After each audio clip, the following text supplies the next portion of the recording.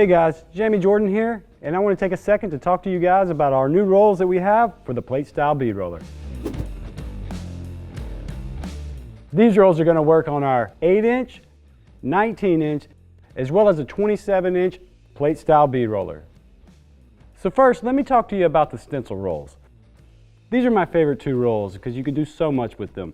With the small profile, you can get into really tight grooves and create very, very unique panels with this. Now, simply by opening and closing the gap between them, that's going to give you endless amounts of profiles that you can create just using these rolls.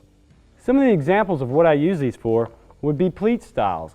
Any type of pleat, it's really, really good to be able to get in there and groove those out, as well as doing volume to panels. So you can add a lot of volumes to a design just by using these two rolls. So the next thing I want to talk about are these three rolls, and they work together as a team. You're going to have a solid lower roll and then a universal groove roll, as well as a tipping die. This one you can use for doing all types of intricate work where it comes to flanges or just carving into metal itself.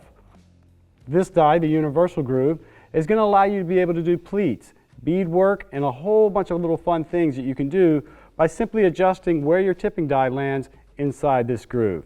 You can also use a stencil roll if you want a little bit softer look in there. So I use all three of these to work together as a nice collection of dies. Okay guys, this is everything you're going to need to get started, and you can find out more at eastwood.com.